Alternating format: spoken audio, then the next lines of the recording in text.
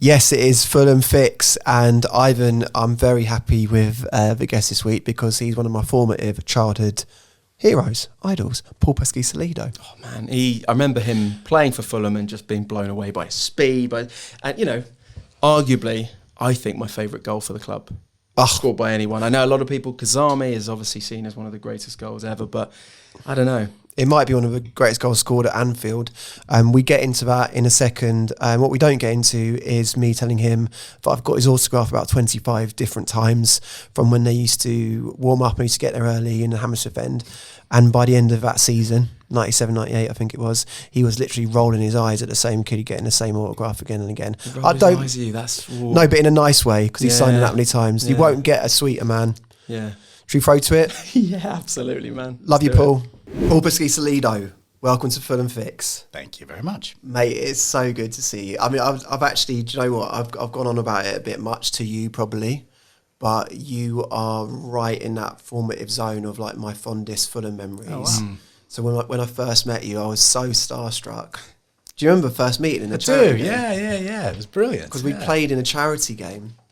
And that, that Fulham team, like there was a lot of guys from the late 90s in that team. Unbelievable players in there, yeah. And the way I remembered all of you is how you behaved with each other. Yes. So there was like a real closeness between all of you.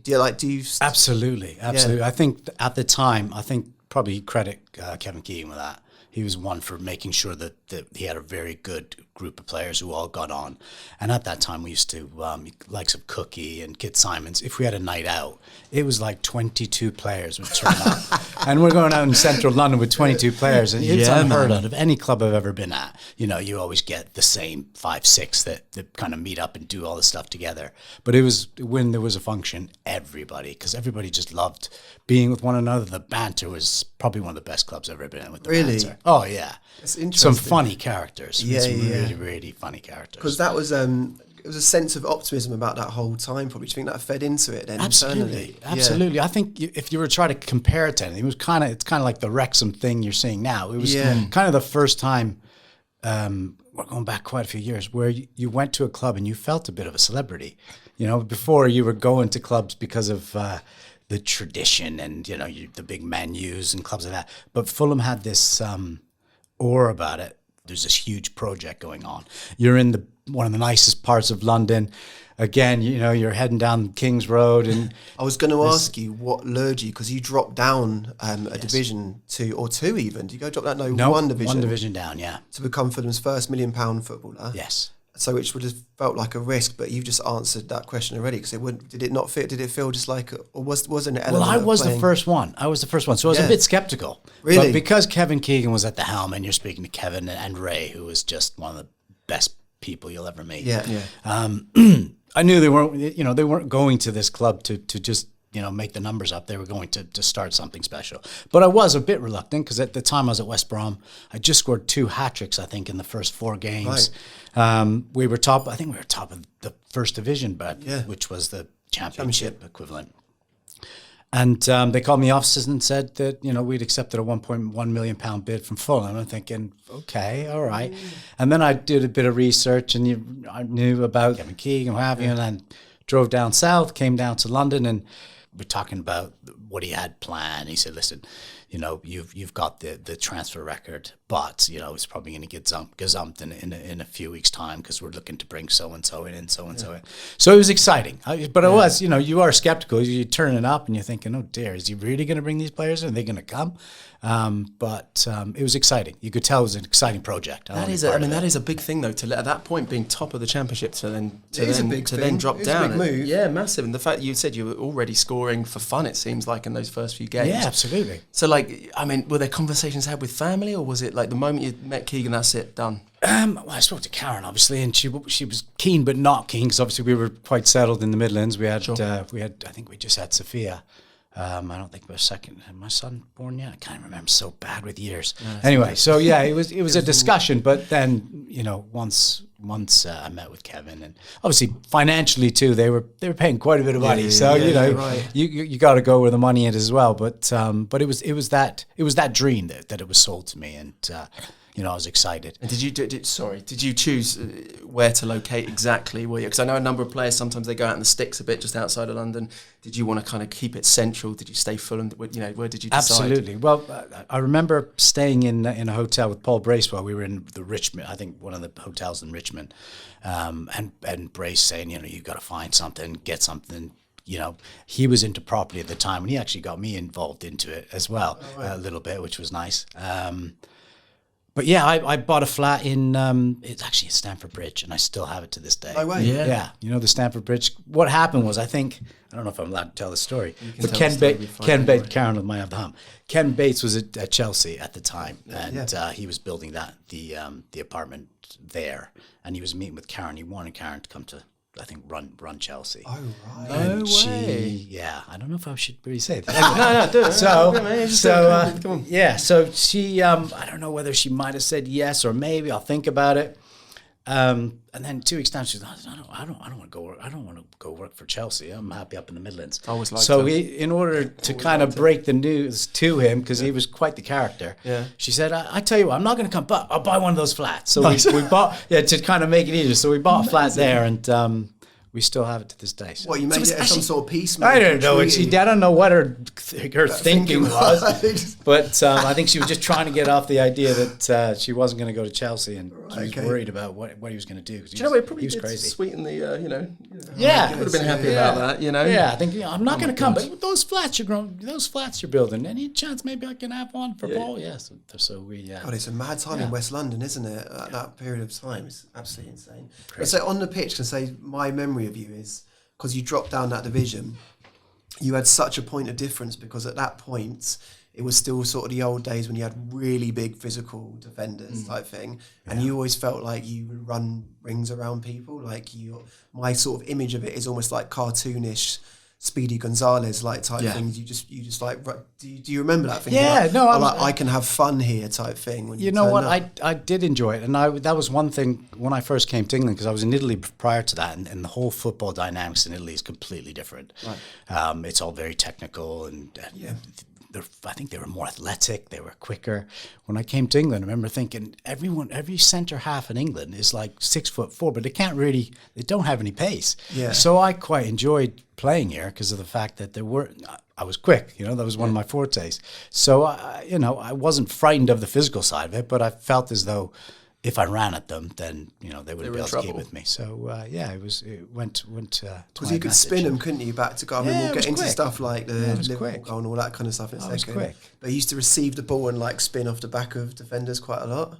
Yes. Right? Absolutely. Yeah, I'd like to play off the furthest defender. So if the ball was paid over the top or played through, then I was in on goal. So How was that though? Gelling with the older guard though yourself. When you walk into that dressing room for the first time, and obviously you're part of this new vision. Yeah. How was that coming together? That was kind of tough. That was tough because at the time we were training, where were we training? Was it here? But I think it was on the other side of the street or something.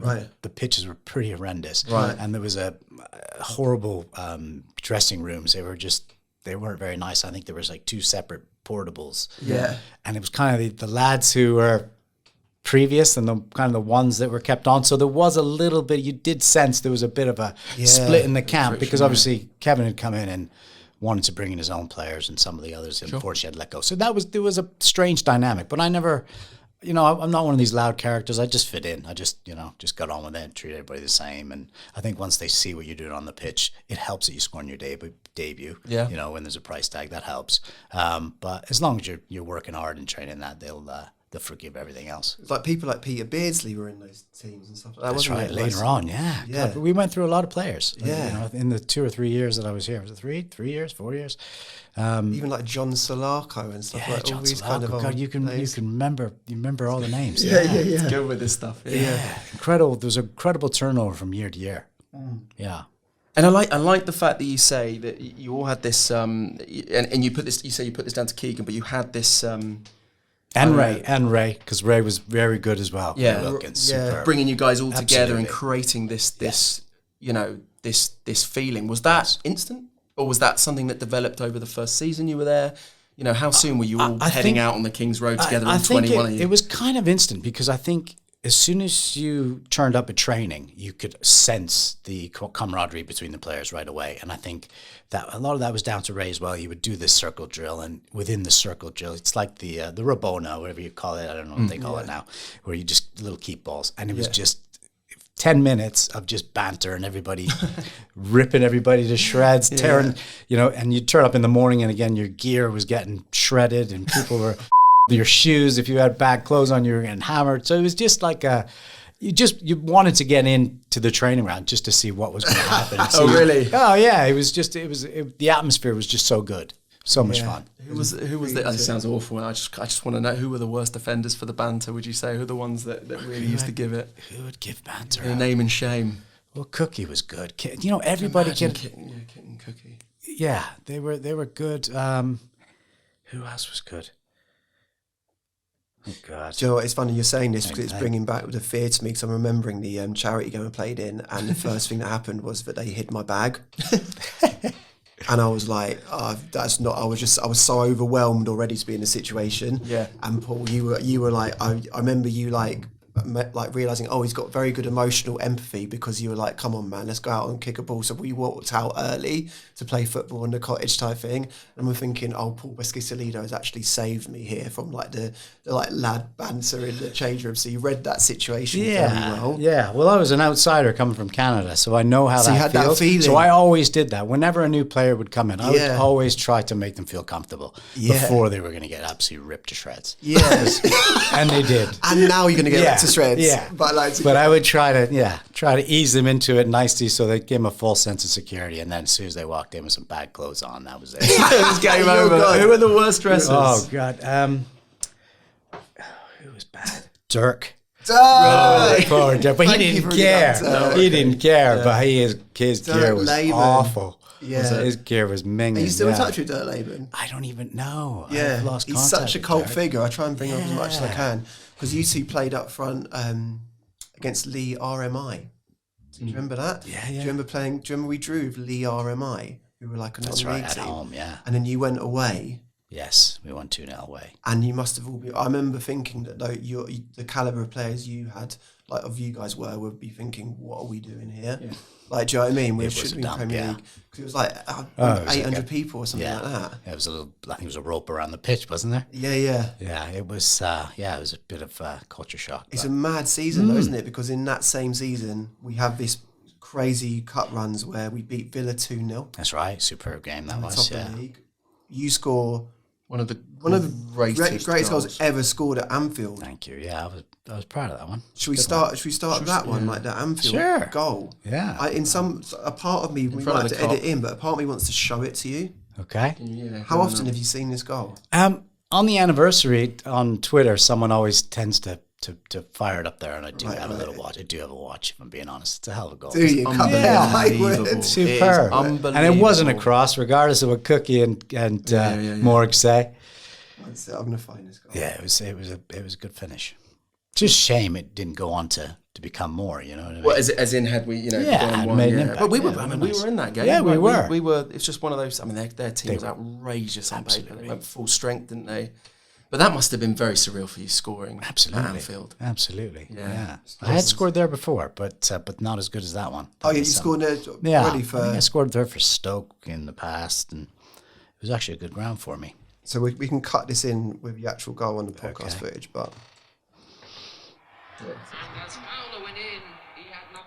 Fowler's just on its own goal. Simon Morgan own goal.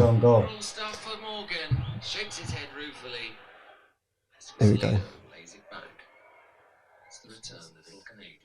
Shoots. Oh, what a goal from Peschisolido!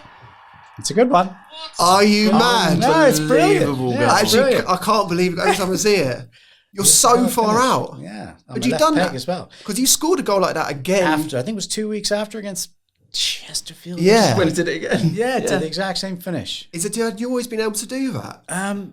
With my left foot, I was good with my left foot. Yeah. Had you spotted the keeper off the line, or you thought? I haven't a clue. I just turned and hit it. I think it was just one of those. I turned and hit it. Yeah. Like instinctive thing. Yeah, it was an instinctive. I can't remember looking at Brad Friedel thinking he was off his line or anything. I just thought, let's have a whack. Unbelievable. Yeah. Unbelievable. Just to take it back a second, because you mentioned obviously coming from Canada and like being, what takes you to England? Like, had you been like a phenomenal footballer in Canada? Was it? Well, I was one of the top players in Canada. Yeah. Growing up at 16, 17, I was playing in the professional league back for Toronto Blizzard, but it was kind of semi-professional at the time. So I was playing in a men's game, and I was with the national team. I played in the under-16 World Cup in Canada. I stayed with the Canadian program. If I had not stayed with the Canadian program, I probably would have gone off to university and got a scholarship somewhere in the States. But that keeping myself in the program kept me in the game. So I under 17 played for Canada. Then I went to the Olympic team. And then the Toronto Blizzard coach, Tony Taylor, who was also the national team coach, he moved to Birmingham to become the head of the academy or whatever it was for Birmingham City. Right. And I had just been at Juventus for a year as a youth setup, and I got home and was homesick, and my dad never spoke to me, and I felt really like, because he was saying, all along you say you want to be a professional footballer. You can't be a professional footballer in Canada.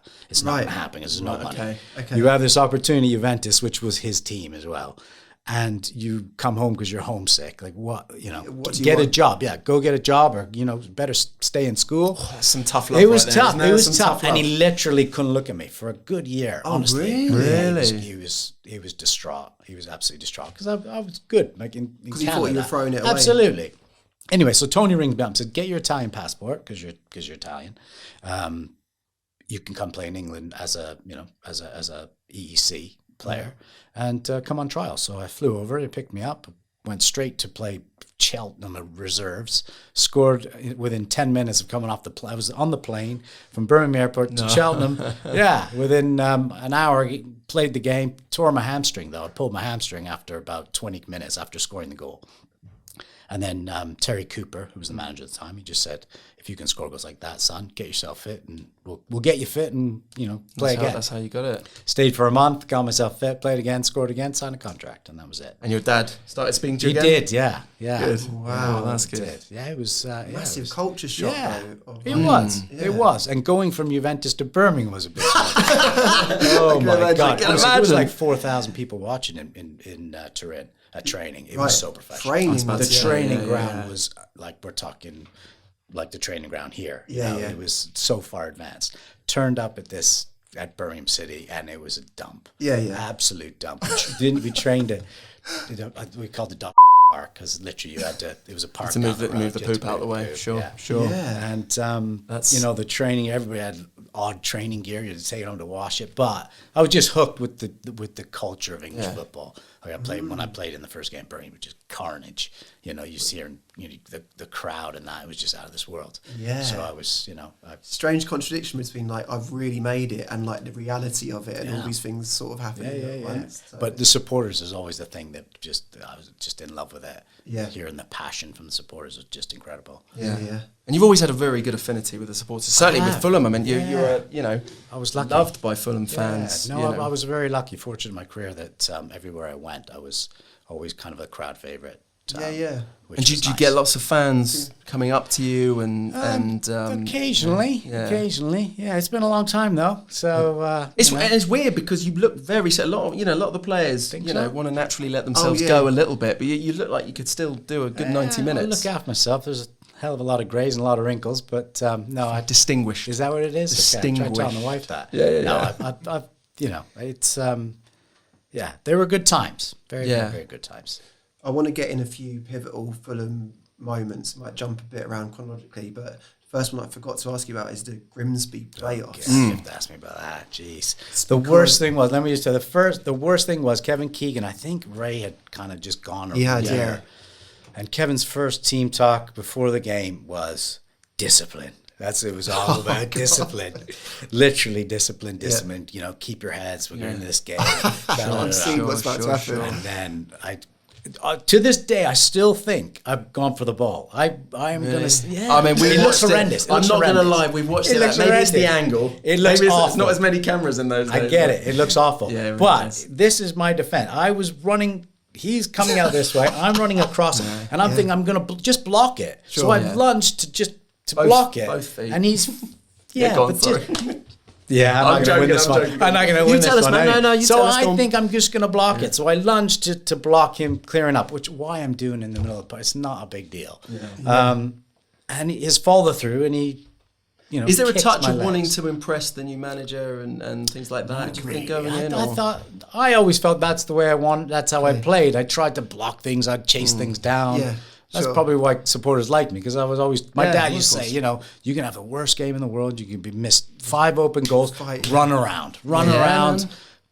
Supporters will always love a player who runs around and makes himself busy and makes himself hassles people. So that's all it was. I was just it was a playoff final, a playoff semi-final. I was excited. I wanted to get the crowd up, whatever it is, and I go and lunge and get sent off, and oh man, that walk was awful. I bet. I remember walking off and Kevin just blanking me, and I thought, was going to say, I'm done. And we know from conversations with like Chris Coleman and stuff, he didn't holds sort a of grudge. he holds a grudge. He has an edge, old Keegan. What did he say to you after the game? Do you remember? He didn't. Which was even worse. Silent treatment. Yeah, I'd rather him call me something. I wanted him to say something. Yeah. I felt listen, I felt broken. I was gone. Because your whole season comes down to that, and you blow it because of you. That's never happened to me in my career, and I thought, how am I going to recover from this one? It was awful. So the silence was bad. Really. How long did it last? Do you remember? Well, I suppose you could last until the training starts again. Was it that? Pretty much. Yeah, it was a long off season. It's a strange because Paul Moody's been sent off as well in the first leg. I guess that's why it was about the discipline. That's right. Because he got sent off in the first one. In the first half. That's right. So that's why it was all about discipline. And then numbnuts goes and gets sent off. I was devastated. But it all comes really good in that second season where we just smash teams, and it's like fantastic year. You score loads of goals. What's your memory of it that prevails with Fulham? Because obviously you end up playing Sheffield United. I did, yeah. A couple of years after that. That's right. Where does it? Because you were saying that you had got a good relationship with all the clubs you played for. I guess Fulham is different in the way that it's just such a surreal time for the club. It's probably like a pocket of time that's never going to be repeated again. How does it? How do you remember it? Am I remembering it right when I say absolutely? No, it's fond memories. I think any club that you have success at, there's always this dynamic that I don't know how you explain it, but you want to be the first one in to see what's going on. You want to, you just can't get enough of it. It's like a drug. You just want to get in to be with the lads, and it's that feeling for 3 years. It was exciting, and you wonder, does that give you success, or does the success give you that? Interesting. It's kind of the chicken and egg kind of thing. But I generally feel as though if you can create whatever that is that Kevin created between us as a player, like this bubble of us within it, if you could create that, you'll have a successful team. I really do believe that, because you fight for one another and you want to be in each other's company. You just run that little bit of extra mile when you like the guy next to you. Would you say that he's a really good manager, Kevin Keegan? Yeah, is there something special about him? Yeah, he was brilliant. He was brilliant. And again, I not even just the man management. I think is bringing in the players that would fit straight away, like straight in. Yeah. And if they didn't fit, you let them go, so to speak. Because that's another thing. I worked for Neil Warnock, and he was very good with that as well. And I remember him saying, before I went to management, he said to me, sometimes your best signings or your best transfers are getting people out. He said, he did it. He brought in a player. I'm not going to mention him. Brought a player into Sheffield United. Paid, I think, about £1 million at the time. He was gone in a week. Brought him in, sold him, got him out because he just didn't like the dynamic, the energy of it. Yeah. And that's an important thing. But Kevin was very good at that. I guess he maybe did his research, which is important. He did his research on the player's character. Yeah, the characters, who they are, what they're about. Yeah. Before bringing them in. Before we went on air, you were saying that Kevin Ball used to be, obviously was in that squad. Well, he was awful. He was awful to play with, honestly. Not saying he's one of the toxic characters. He's no, he's a great, but he was just greatest bloke, the nicest he's the person one that you're going to meet. crunching tackle. Yeah. Absolutely. The first time you meet Bolly is a handshake, and he crushes your fingers. And you're like, oh my God, this is going to be a nightmare. Yeah, awful. And then as soon as you go into a tackle with him, he just leaves the stud. But he's nice about it. He'll pick you up. Oh, get on with it. You're like, man, you just, I've got 6 studs like on the back of my calf. What are you doing? Get on with the Pesch. You're all right. Oh my God. Yeah. He was awful. But again, the nicest bloke. Were Nice you- spoke. 'cause- Intense. He's intense. It's like Stan Collymore came to Fulham at that Yeah, time. Stan, and all that that's kind of right. thing. My God. Weird Yeah, time. Didn't he? Yeah, Stan Yeah. was there. I'd forgotten that. Yeah. You know, it obviously sounds like, you know, an incredible relationship with the players, and like you even said, when you end up doing the charity game, you know, that banter's still there, and that's what you noticed. Do you stay in touch with everyone as much, or do you try to, or is it? Do you think it's one of those things where it just needs to be everyone together in those moments for it to happen? I think if we meet up, it's like we've just left the training ground and Yeah. we've just met for the first time. Right. But in terms of keeping, I think everybody's at an age now, they got kids and grandkids, and everybody's kind of done their own thing. So I haven't really kept in touch with everyone, but the occasional text goes out, and you know, we have a bit of banter. And Is there a WhatsApp group? I don't Love know. that. There isn't a WhatsApp I feel like group. you should set up a that's WhatsApp a group good idea. for that season You're right. in particular. The We're Kevin back- Keegan. We're going back some years, but yeah, that would be. I just that felt would like be a that good one. feeling of like, oh, you've really been through something together, and then that energy sort of stays, doesn't it? Yeah. That sort of Yeah. Well, like you said, you could sense it as soon as you saw us we were Yeah, in it the was dressing room. It's like we'd seen each other the day before, and I think in some cases, probably 10 years since I'd seen. Yeah, some of the right. lads. I see Rufus on quite a few occasions because he's at West Ham. Yeah, He does. quite a lot. He He does does it. a few bits for West Ham. I see him regularly. Who's just one of the greatest lads. Legend, as well. isn't he? Yeah. So you still do, because you've done a cycling thing for Fulham recently. I So did, you stayed in touch with Fulham. Yes, Yeah, on and yeah. off I kind of try thing to now being local down the road. I try to Yeah. keep in contact as best I can. I should come to more games, but I get claustrophobic going to football. I just find that. Do you really? Yeah, Do you? I know it's weird. I just What, as in sitting amongst them? yeah. It's kind of strange. Do you really? Well, watching Yeah. your own football, you can't. Yeah, I don't. Tell Is it anyone because you that. wish you were playing, or Probably, is it because yeah. you're I don't actually enjoy the actual watching the game because I feel as though I want to be out there. missing out? Yeah. I understand that. I think Weird. as a Yeah.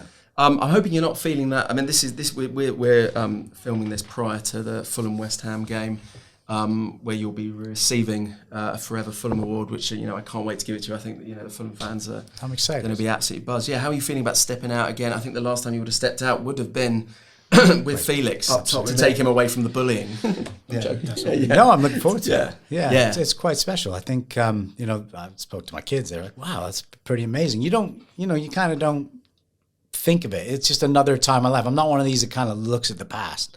Sure. You kind of just look for tomorrow as opposed to the past. So I'm not one of these reminiscers, but they're like, that's really special. That's really exciting. man. So yeah, it kind of it'll be emotional. It'll be nice. I hope you can enjoy that, because people think of you so. It's such a special time That's nice for to them, hear. and you're right at pinnacle, and gave some really beautiful moments for Fulham fans. So, Thank you. before Who are you you cheering? Sorry, oh, quickly. what, for West Ham? Yeah. Oh, That's for, it, yeah. How much? Well, I'm going to cheer Fulham. Come on, Fulham. Absolutely, I'm gonna. Can you get the family Can on you your not side show for that the game? wife this way? 'Cause I'll be in the doghouse. Can you get your wife cheering for Fulham? It's not Absolutely gonna no happen. chance of that. Yeah, No. didn't think so. No, of course. Listen, I want West Ham to do well for Karen, but this is a Fulham one. Sure. Before you leave, Pesch, what I like doing with centre forwards especially is if we put you in an all-time Fulham team and you have to play up top with one other Fulham player, who's it going to be? Berbatov? Are you going to give them the options? Dembele. We've got some options for you. I would see that's my one regret, because obviously when Tigana came in, he didn't fancy me, just did not give me an opportunity. Right. But when I was training with Louis Saw, he was just at this. I would have You'd loved. So you had a bit of a moment with him when Absolutely, you felt that we- connection. Yeah, absolutely. In training, I've on a few times we would play together. Look, really, I thought this man, he's got to give me. He's going to give me a go. He's going to give me a go. Do you know what's Never funny? Because I did. feel like you are one of those players that would have loved complemented his it. style as well. So yeah, it must have been. Loved it. What was that? You wanted a bigger sort of centre forward No, type thing? he was special. He was a fantastic player. I wanted to be in that team. He just would not play me together. Yeah. Would not play me. Did he Tried get- did he everyone ever else. say anything? Did he Never. He was very quiet. Never spoke, and he didn't like conversation because I told him on a couple occasions. Did you? He didn't want to speak to Didn't me. want to talk about it? No. I was like, why won't he give me a chance? He was bringing Kevin Betsy. He was bringing everybody on. I was like, Jesus, please, Kevin Betsy, give me yeah. a chance. Oh man. Yeah. Didn't want to know. Oh, that's broken my heart. Yeah, I was gutted. my heart. And you I was can't- really you gutted, can't especially in reach- that team. It was a phenomenal team. Yeah, it was, I would yeah. have fancied my chances scoring goals for fun there. Yeah. Just wouldn't. He wasn't having it. That's why I ended up leaving to go to Sheffield United. Should have showed him Liverpool goal. Yeah, Yeah. he wasn't interested. To get your phone out. But Louis definitely. I would have Louis loved the Saha. opportunity. Yeah, he was some player and a great lad too. He was a lovely lad. Yeah. Yeah, brilliant. There we Mate, go. well, I hope you enjoy. I hope you're not claustrophobic on Saturday. That'll be all right. Perfect. and you enjoy it. And They'll stick you in the cottage. That's There's a what bit I more mean. space there. Yeah. Then you'll be In with the- me at half time on the pitch. Loads Lovely. of space there. Perfect. You know. and yeah, thank you on behalf of all Fulham fans, man. Pleasure. Thank No, you for a glad to few be years. back. Great to see you again. Come on, Fulham. Go on, Fulham. Paul Peschisolido, what a guy, man. What a lovely, lovely bloke. And I mean, just bringing back again those memories of that season, especially, you know, under Keegan that first season. And, Yeah. you know, lovely to hear him pretend that wasn't definitely a red card 30 times over and that he feels he won the ball. Best of intentions. Yeah, I Doesn't think that's always it. turn out. He definitely had the best of intentions. But, yeah, what a lovely guy. And, yeah, just could have kept The going. one thing I forgot to say to him, Yeah. which I've always thought was a great analogy for him, is that Simon Morgan used to say that he was like a bottle of Coke, and you just shake it up, and sometimes you open it and it would just explode, and that really sums up what he was like as a footballer. Without a doubt. Got a bottle of Coke on you? I don't know, mate, no. Other soft drinks are available. See you for the next one.